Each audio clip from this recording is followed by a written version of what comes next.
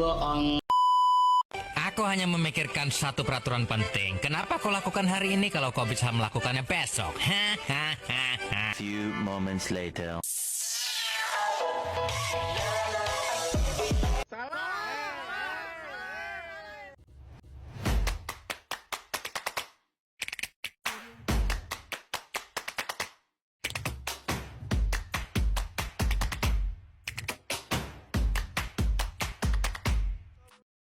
Baik, selamat pagi anak-anak. Pagi, Pak. Bagaimana kabarnya pada hari ini? Baik. Sebelumnya kita akan absen dulu. Liska, Hadir, Pak. Matesa, Hadir, Pak. Elma Purwanti, Hadir, Pak. Elizabeth. Hadir, Pak. Oke. Sebelum kita mulai pembelajaran, mari kita bersatu hati di dalam doa. Bapa kami yang bertata di dalam kerajaan sorga, kami mengucap syukur dan terima kasih Tuhan atas kasih karunia-Mu di dalam kehidupan kami, sehingga kami dapat berkumpul di tempat ini untuk melaksanakan proses pembelajaran kami. Tuhan sertai proses ini dari awal, pertengahan hingga berakhirnya nanti, agar ilmu yang disampaikan nantinya dapat berguna untuk kami semua. Terima kasih Tuhan Yesus, haleluya, amin. Nah, pembelajaran kita pada pagi hari ini adalah firman Tuhan sebagai pelita di dalam hidup kita. Nah, alasan mengapa firman Tuhan itu penting di dalam kehidupan kita, karena firman Tuhan itu adalah sumber kekuatan. Nah, firman Tuhan juga sebagai pedoman di dalam kehidupan kita. Jadi, firman Tuhan itu adalah sumber kekuatan dan penghiburan dan arahan dalam menghadapi tantangan hidup. Jadi, kalau hidup kita tanpa adanya firman Tuhan, itu akan terasa sesat. Jadi kita akan jatuh ke dalam kegelapan dunia. Nah, firman Tuhan itu kita ibaratkan sebagai pelita. Ada yang bisa bantu Bapak nggak menjelaskan apa sih itu pelita? Cahaya. Ya, cahaya. Ada lagi? Buat nerangi. Misalnya ada di ruangan gelap. Betul kata Elizabeth. Pelita itu berfungsi sebagai penerang. Nah, menurut Kamus Besar Bahasa Indonesianya, pelita adalah lampu yang menggunakan bahan bakar minyak. Nah, kata ini juga bisa berarti sesuatu yang menjadi penerang seperti cahaya atau sesuatu yang membuat terang. Nah, jadi firman Tuhan itu sebagai penerang jalan kita dan memberikan kejelasan dan kesejukan hati kita saat kita berjalan dalam hidup penuh tantangan dan pergumulan. Analoginya seperti ini. Kalau teman-teman berjalan di malam hari tanpa membawa alat penerang apapun, kira-kira bisa nggak sampai ke tempat tujuannya teman-teman mau? Nggak bisa karena gelap. Ya. Tapi kalau teman-teman membawa contohnya senter di malam yang gelap, terus teman-teman melewati jalan itu, apakah bisa sampai dengan tujuan? Bisa. Nah, itulah dia. Ibaratnya hidup kita tanpa adanya firman Tuhan dan adanya firman Tuhan. Jadi kalau ibaratnya hidup kita itu tanpa adanya firman Tuhan, kita itu akan merasa hampa begitu, tersesat, karena kita tidak menemukan apa sih yang menjadi kehendak Tuhan di dalam kehidupan kita. Nah, kalau adanya lampu atau cahaya senter begitu yang menjadi alat penerang kita untuk malam hari, kita bisa tahu gitu apa sih yang menjadi kehendak Tuhan. Nah, kita itu membuka seperti mendapat arah atau tujuan untuk menentukan jalan hidup kita ke depannya.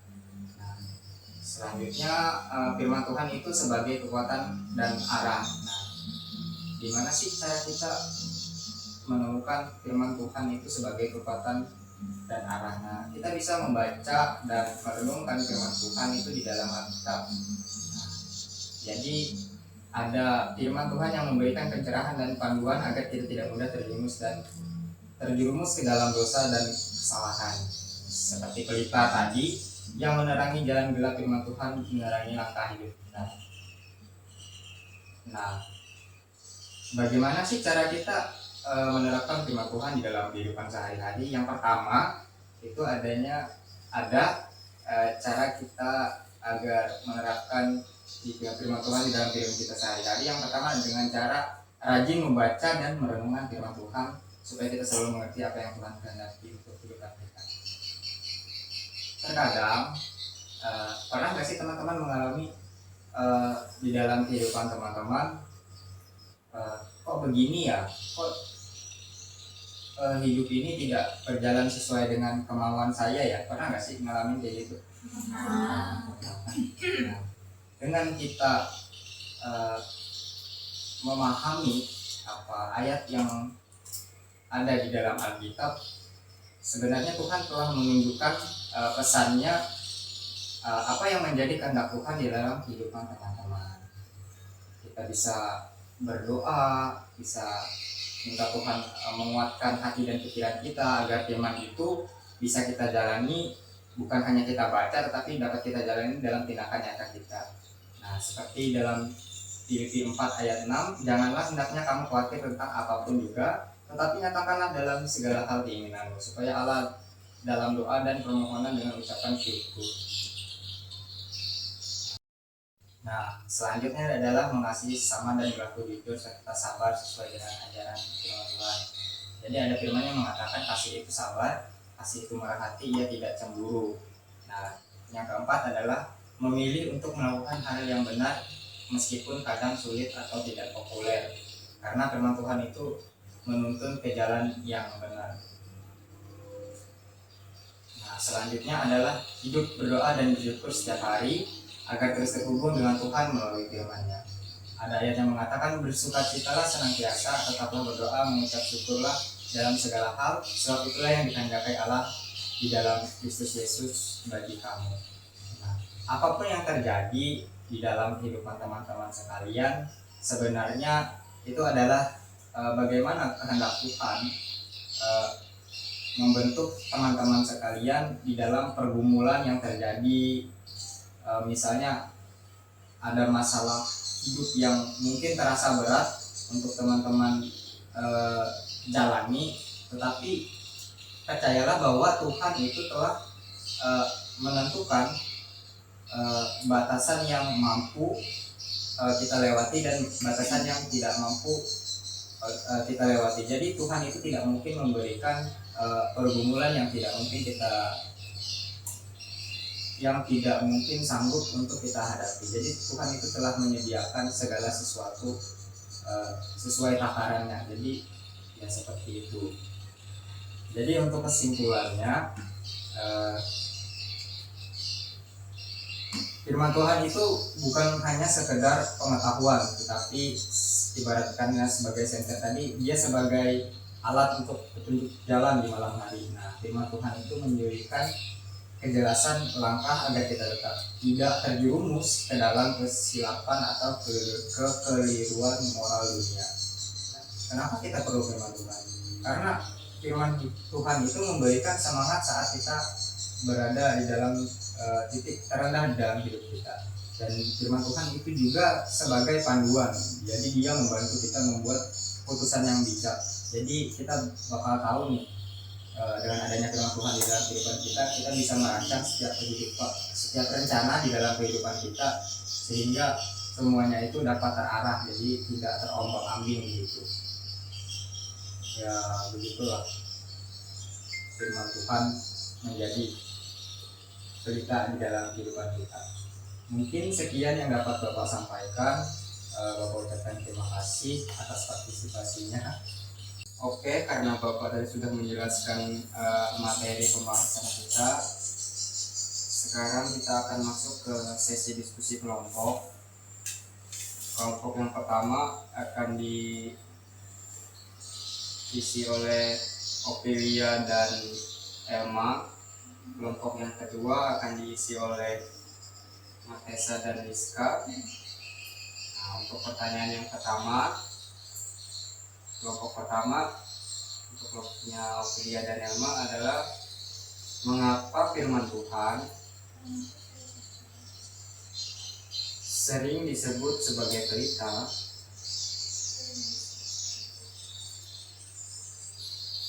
di tengah dunia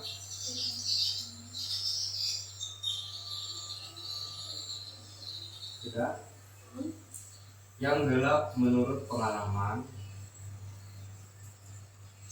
yang gelap menurut pengalaman pribadi Anda. Yang gelap menurut pengalaman pribadi Anda. Sudah?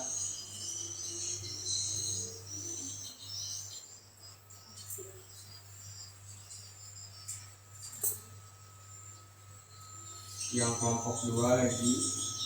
Sudah Pak. Sudah. Ya. Oke. Oh, ada lagi ke Pak diskusi ke Pak? Ya. Oh, belum Pak. Oke. Bisa bilangin Pak? Oke. Pertanyaannya untuk kelompok 2, apa tantangan terbesar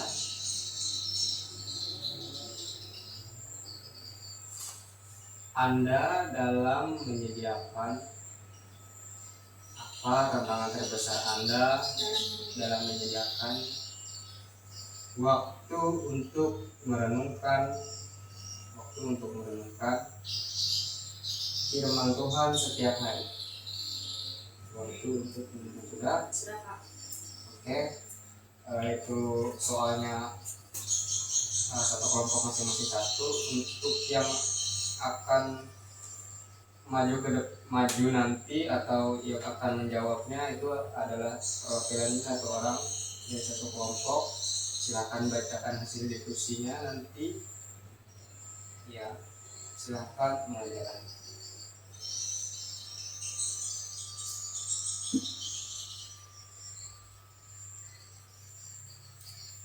Bapak berikan waktu 10 menit.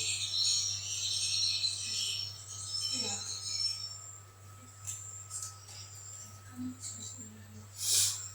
Jadi aku harus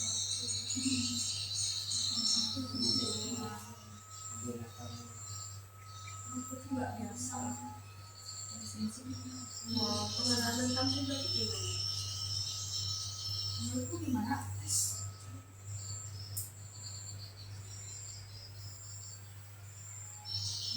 Ya.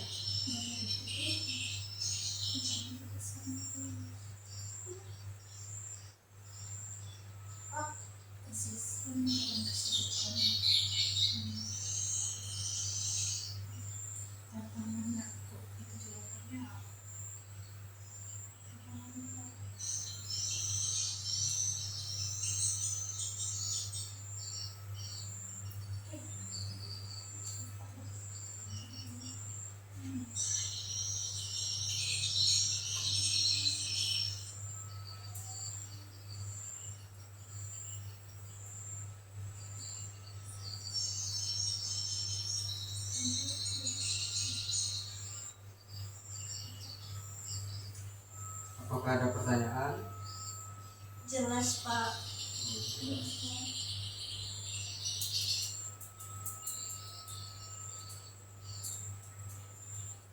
Contohnya nggak usah banyak-banyak, bisa 1 atau 2, yang penting ringkas. Ya. Bapak, Ya, ini pengalaman pribadi satu orang atau 2 orang Pak? bisa ditulis pengalaman pribadi Atau kalian dijadikan 2, satu, Pak? dan bisa juga dijadikan 1. Pak.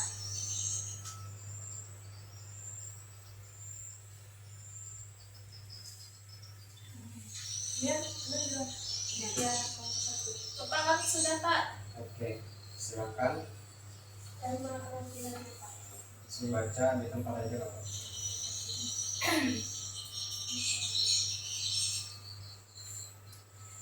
Pertanyaannya tadi gini kan Pak, mengapa firman Tuhan sering disebut sebagai berita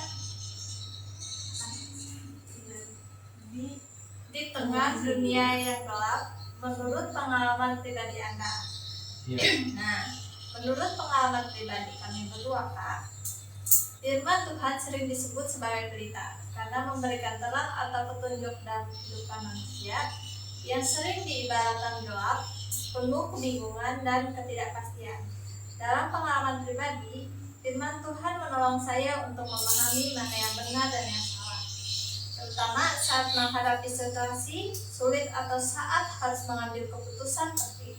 Ketika hati merasa bingung atau gelisah, membaca dan merenungkan firman Tuhan memberi arah. ketenangan, dan pengharapan, sehingga saya tidak berjalan dalam kegelapan tetapi memiliki pegangan yang jelas dan hidup. Itu Pak Oke. jawabannya. Iya, benar yang dikatakan Elma tadi. Firman Tuhan disebut sebagai pelita. Kenapa firman Tuhan disebut sebagai pelita di tengah dunia yang gelap? Karena Elma tadi mengatakan karena firman Tuhan itu adalah penolong Ya, di dalam kehidupan teman-teman. Benar, karena begini, semuanya itu didasarkan dari firman. Semua yang menjadi pergumulan di dalam kehidupan kita itu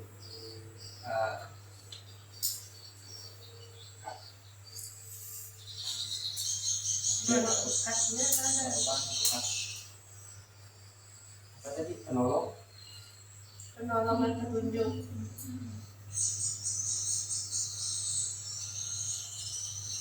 Petunjuk dalam kehidupan manusia supaya mereka tidak kebingungan, tidak hilang arah. Iya. Semoga. Oke, benar yang dikatakan Elma tadi. Firman Tuhan itu di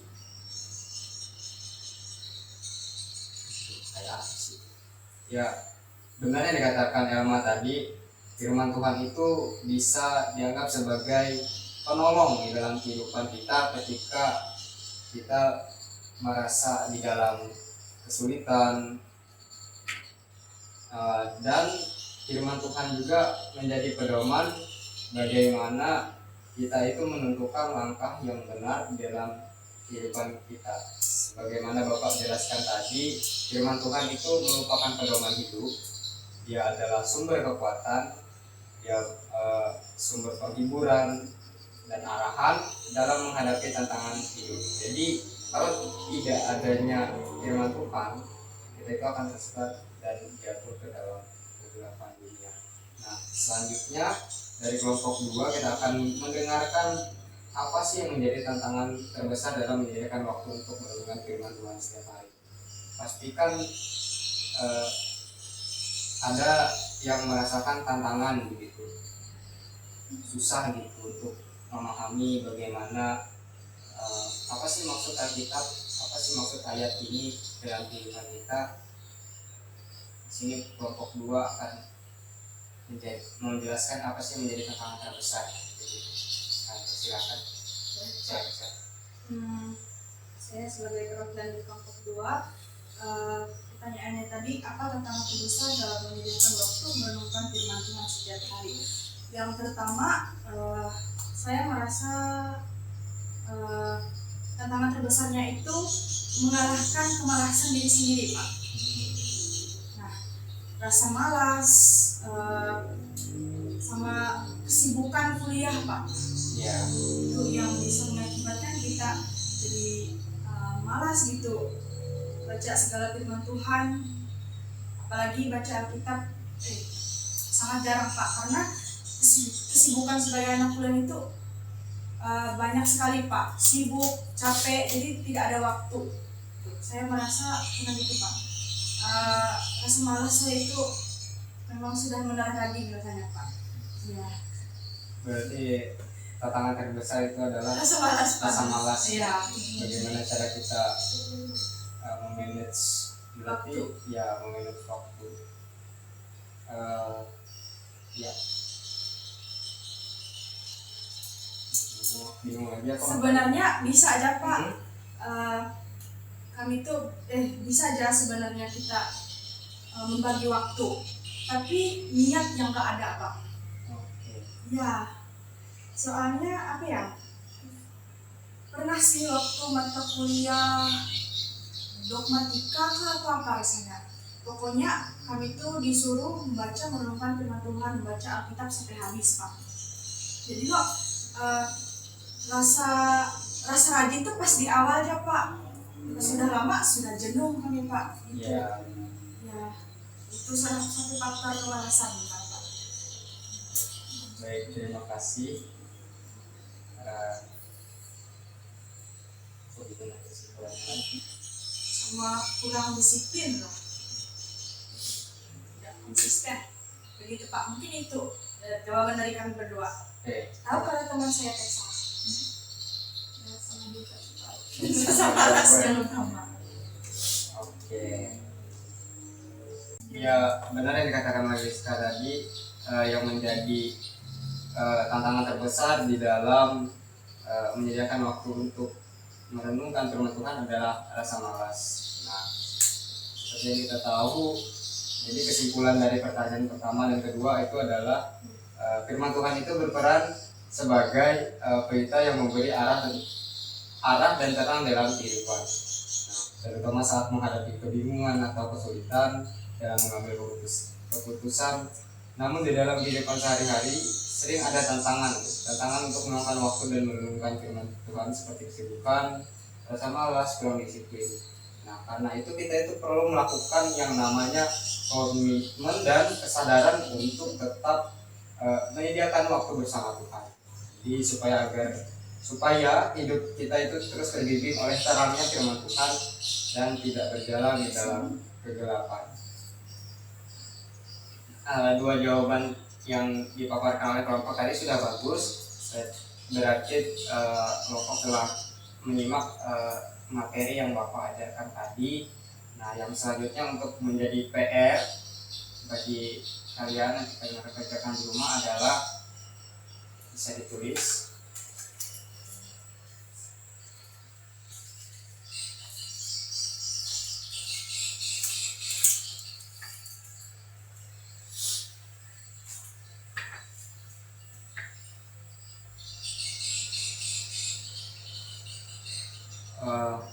Bagaimana doa dan rasa syukur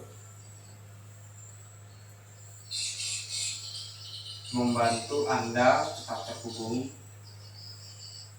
Bagaimana doa dan rasa syukur membantu Anda dan tetap terhubung dengan Tuhan saat berada dalam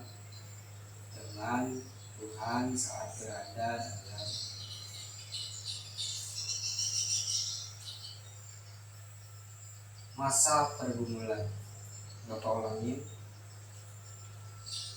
Bagaimana doa dan rasa syukur membantu Anda tetap terhubung dengan Tuhan saat berada dalam masa pergumulan. Sudah? Sudah Pak. Oke. Itu yang menjadi PR dan kita akan diskusikan kembali di minggu depan. Bapak rasa sekian pemaparan materi yang dapat Bapak sampaikan. Bapak mengucapkan terima kasih atas apresiasinya dan kepada setiap kelompok yang telah menjawab pertanyaan tadi. Untuk mengakhiri kelas kita pada pagi hari ini, mari kita bersatu hati di dalam doa.